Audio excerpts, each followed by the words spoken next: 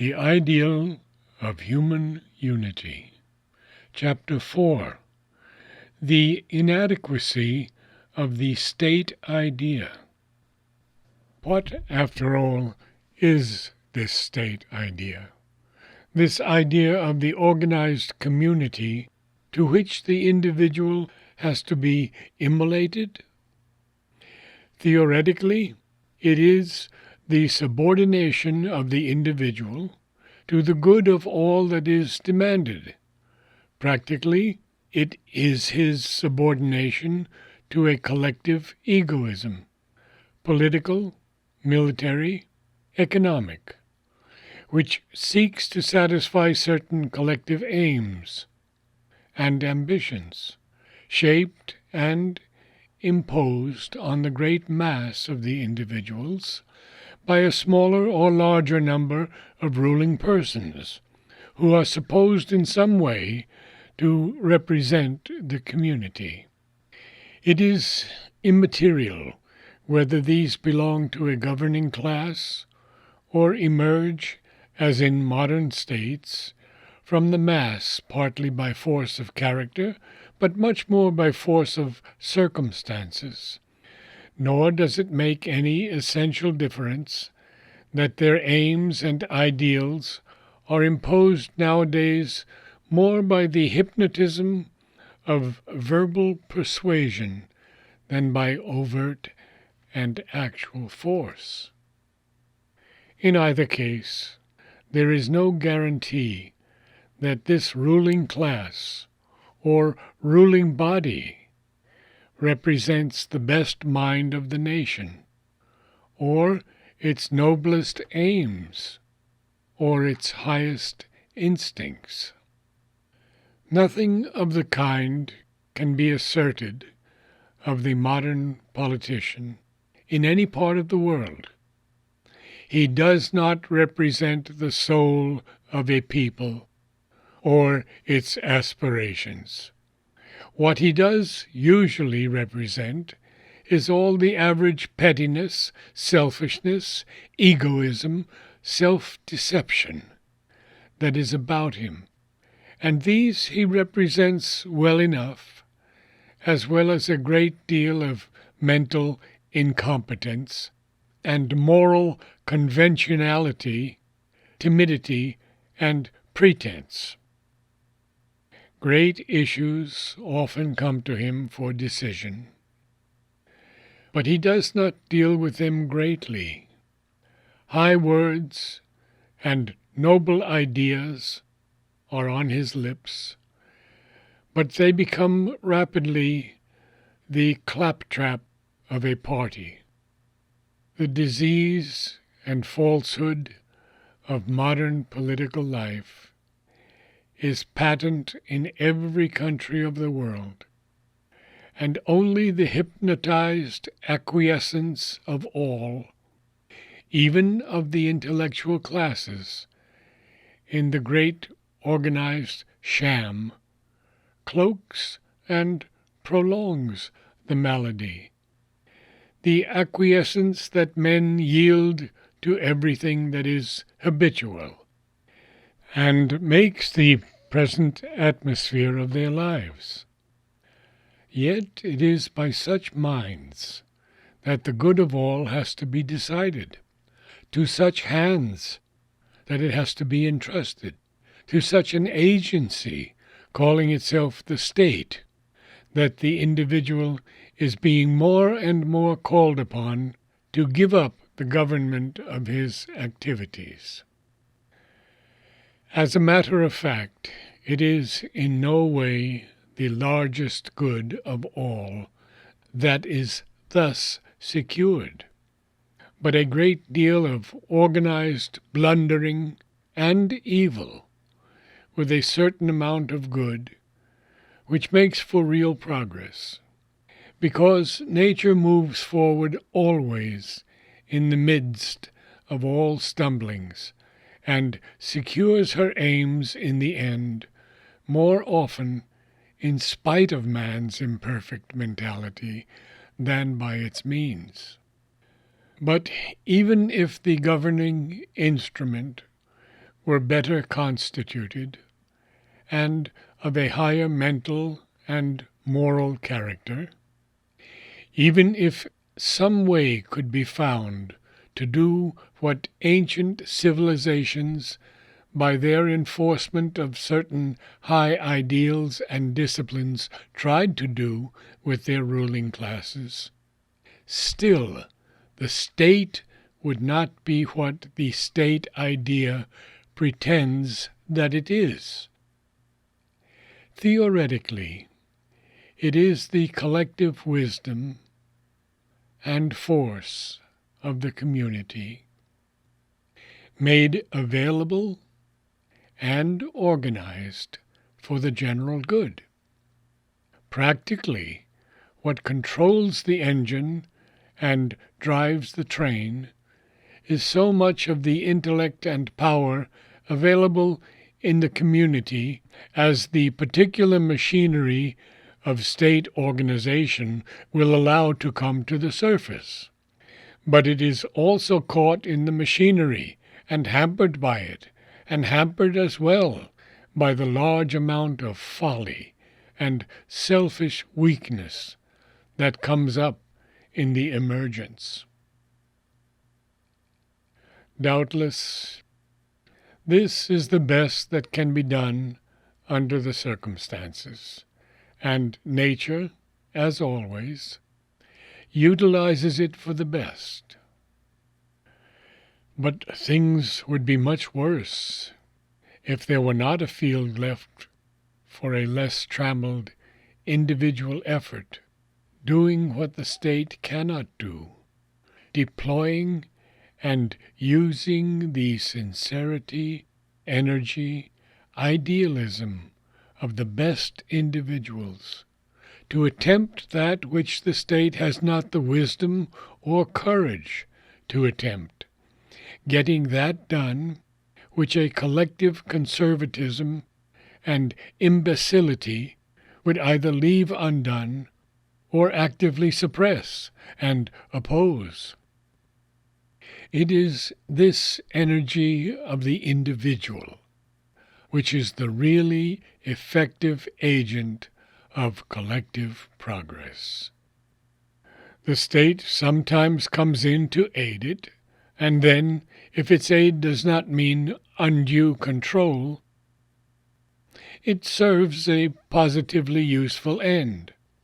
As often, it stands in the way, and then serves either as a brake upon progress or supplies the necessary amount of organized opposition and friction always needed to give greater energy and a more complete shape to the new thing, which is in process of formation. But what we are now tending towards is such an increase of organized state power and such a huge, irresistible, and complex state activity as will either eliminate free individual effort altogether or leave it dwarfed and cowed into helplessness. The necessary corrective to the defects, limitations, and inefficiency of the state machine will disappear. The organized state is neither the best mind of the nation, nor is it even the sum of the communal energies. It leaves out of its organized action and suppresses or unduly depresses the working force and thinking mind of important minorities, often of those which represent that which is best in the present and that which is developing for the future. It is a collective egoism, much inferior to the best of which the community is capable. What that egoism is in relation to other collective egoisms we know, and its ugliness has recently been forced upon the vision and the conscience of mankind. The individual has usually something at least like a soul, and at any rate he makes up for the deficiencies of the soul by a system of morality and an ethical sense, and for the deficiencies of these again by the fear of social opinion, or, failing that, a fear of the communal law, which he has ordinarily either to obey or at least to circumvent. And even the difficulty of circumventing is a check on all except the most violent or the most skillful. But the state is an entity which, with the greatest amount of power, is the least hampered by internal scruples or external checks. It has no soul, or only a rudimentary one. It is a military, political, and economic force, but it is only in a slight and undeveloped degree, if at all, an intellectual and ethical being. And unfortunately, the chief use it makes of its undeveloped intellect is to blunt by fictions, catchwords, and recently by state philosophies, its ill-developed ethical conscience. Man within the community is now at least a half-civilized creature, but his international existence is still primitive. Until recently, the organized nation in its relations with other nations was only a huge beast of prey with appetites which sometimes slept when gorged or discouraged by events, but were always its chief reason for existence. Self-protection and self-expansion by the devouring of others were its dharma. At the present day, there is no essential improvement. There is only a greater difficulty in devouring. A, in quotes, sacred egoism, end quotes, is still the ideal of nations, and therefore there is neither any true and enlightened consciousness of human opinion to restrain the predatory state, nor any effective international law. There is only the fear of defeat, and the fear, recently, of a disastrous economic disorganization. But experience after experience has shown that these checks are ineffective. In its inner life, this huge state egoism was once a little better than in its outer relations. And here we have footnote 1. I am speaking of the intermediate age between ancient and modern times. In ancient times, the state had, in some countries at least, ideals and a conscience with regard to the community, but very little in its dealings with other states. Brutal, rapacious, cunning, oppressive, intolerant of free action, free speech and opinion, even of freedom of conscience in religion, it preyed upon individuals and classes within, as upon weaker nations outside. Only the necessity of keeping alive and rich and strong, in a rough sort of way, the community on which it lived made its action partially and crudely beneficent. In modern times there has been much improvement, in spite of deterioration in certain directions.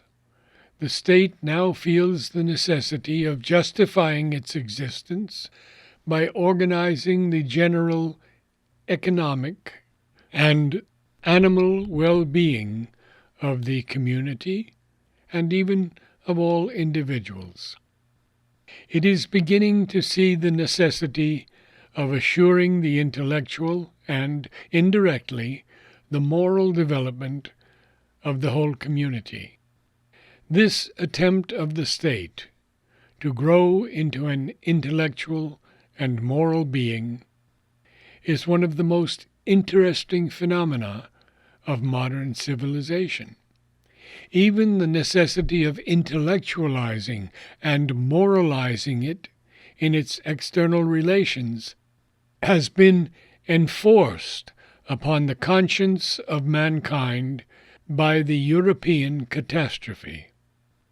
But the claim of the state to absorb all free individual activities, a claim which it increasingly makes as it grows more clearly conscious of its new ideals and its possibilities, is, to say the least of it, premature, and, if satisfied, will surely end in a check to human progress. A comfortably organized stagnancy such as overtook the Greco-Roman world after the establishment of the Roman Empire. The call of the state to the individual to immolate himself on its altar and to give up his free activities into an organized collective activity is therefore something quite different from the demand of our highest ideals. It amounts to the giving up of the present form of individual egoism into another, a collective form, larger but not superior, rather in many ways inferior to the best individual egoism. The altruistic ideal, the discipline of self-sacrifice, the need of a growing solidarity with our fellows, and a growing collective soul in humanity are not in dispute. But the loss of self in the state is not the thing that these high ideals mean, nor is it the way to their fulfillment. Man must learn not to suppress and mutilate, but to fulfill himself in the fulfillment of mankind, even as he must learn not to mutilate or destroy, but to complete his ego by expanding it out of its limitations and losing it in something greater, which it now tries to represent. But the deglutition of the free individual by a huge state machine is quite another consummation. The state is a convenience, and a rather clumsy convenience, for our common development. It ought never to be made an end in itself. The second claim of the state idea, that this supremacy and universal activity of the organized state machine is the best means of human progress, is also an exaggeration and a fiction. Man lives by the community. He needs it to develop himself individually as well as collectively. But is it true that a state-governed action is the most capable of developing the individual perfectly, as well as of serving the common ends of the community? It is not true. What is true is that it is capable of providing the cooperative action of the individuals in the community with all necessary conveniences, and of removing from it disabilities and obstacles which would otherwise interfere with its working. Here the real utility of the state ceases. The non-recognition of the possibilities of human cooperation was the weakness of English individualism, the turning of a utility for cooperative action into an excuse for rigid control by the state is the weakness of the Teutonic idea of collectivism. When the state attempts to take up the control of the cooperative action of the community, it condemns itself to create a monstrous machinery which will end by crushing out the freedom, initiative, and various growth of the human being. The state is bound to act crudely and in the mass. It is incapable of that free, harmonious, and intelligently or instinctively varied action which is proper to organic growth. For the state is not an organism, it is a machinery, and it works like a machine, without tact, taste, delicacy, or intuition. It tries to manufacture, but what humanity is here to do is to grow and create. We see this flaw in state-governed education. It is right and necessary that education should be provided for all, and in providing for it, the state is eminently useful. But when it controls the education, it turns it into a routine, a mechanical system in which individual initiative, individual growth, and true development, as opposed to a routine instruction, becomes impossible. The state tends always to uniformity, because uniformity is easy to it, and natural variation is impossible to its essentially mechanical nature. But uniformity is death, not life. A national culture, a national religion, a national education may still be useful things, provided they do not interfere with the growth of human solidarity on the one side, and individual freedom of thought and consciousness and development on the other. For they give form to the communal soul, and help it to add its quota to the sum of human advancement.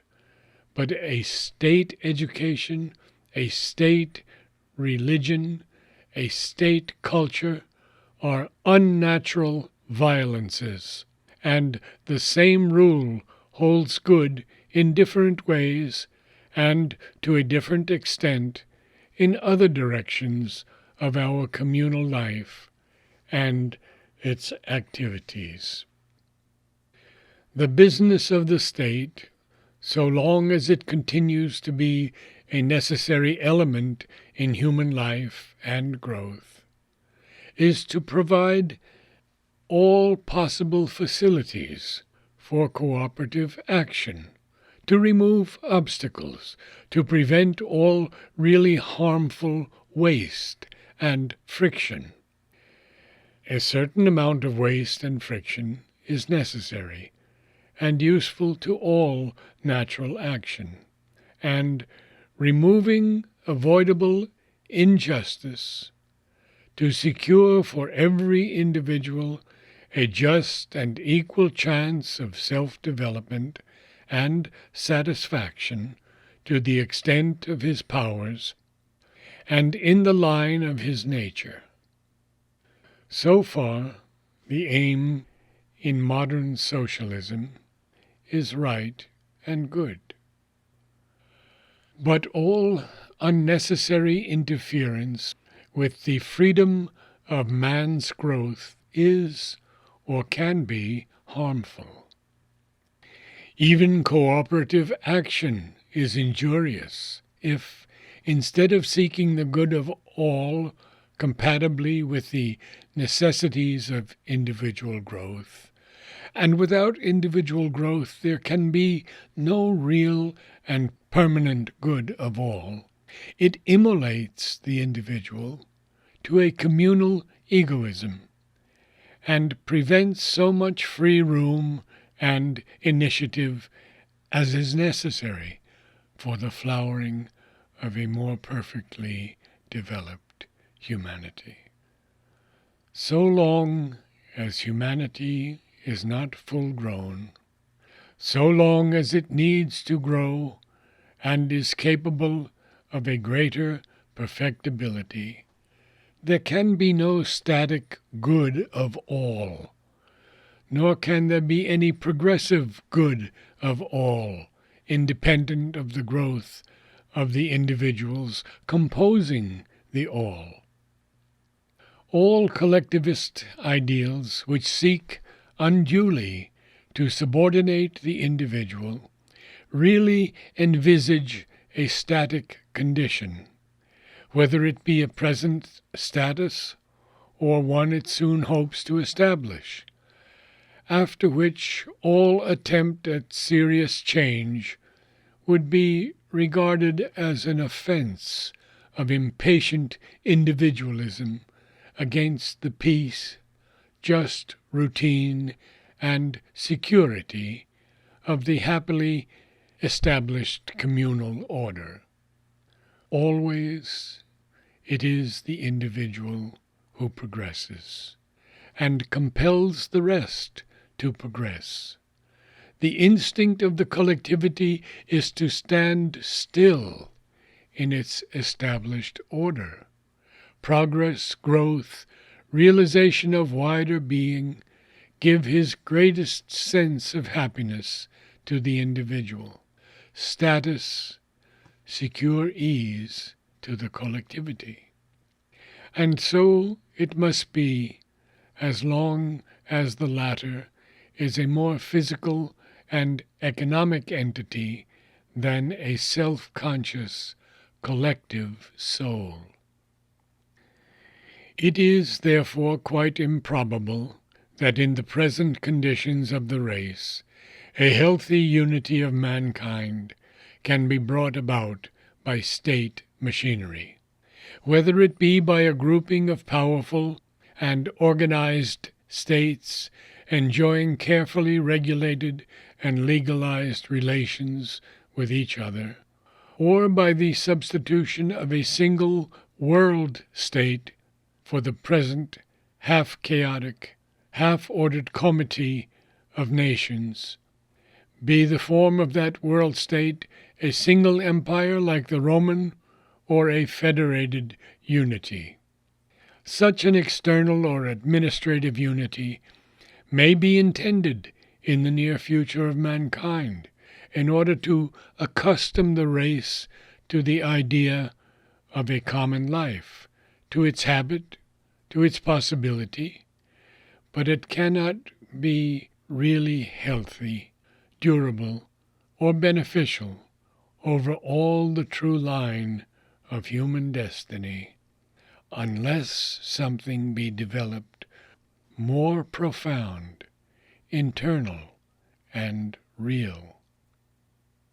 Otherwise, the experience of the ancient world will be repeated on a larger scale and in other circumstances. The experiment will break down and give place to a new reconstructive age of confusion and anarchy. Perhaps this experience also is necessary for mankind.